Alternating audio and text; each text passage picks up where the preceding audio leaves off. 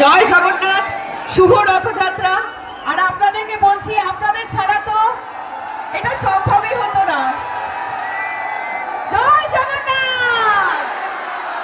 এই প্রথমবার মাহেশে এসছি, পিয়ালদাকে ধন্যবাদ আমাদেরকে এতটা বড় সুযোগ করে দেওয়ার জন্য, যেখানে আমরা মাহেশের আজকের এই শুভ দিনে রথযাত্রা এসে আমরা আমাদের ছবি দেবী চৌধুরানীর প্রমোশন করতে পারছি, আপনাদের সামনে এতটা সময় কাটাতে পারছি।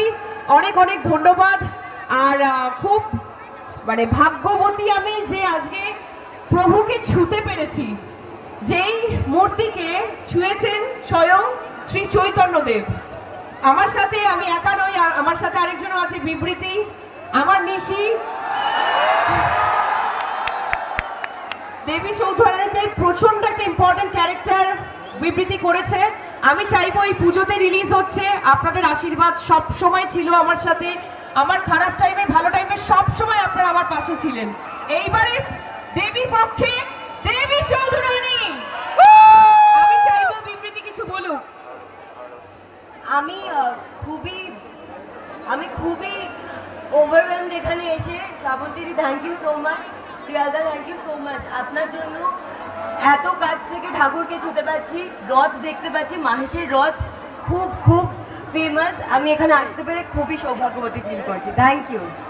আজকে তো অবশ্যই জয় জগন্নাথ, একবার শুধু আমাদের জন্য জয় ভৈরবী। অনেক অনেক ধন্যবাদ। কল্যাণটা একটু কিছু আমাদের উইশ করে দিন প্লিজ। নমস্কার।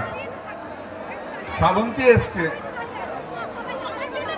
তোকে এই সামনাসামনি প্রথম দেখতে পেলাম। এরকম একটা গ্ল্যামারাস আর্টিস্ট তো কম আছে। মদনের সৌভাগ্য হয়েছে বারবার দেখা, আমার হয়নি। এই প্রথম দেখা হলো।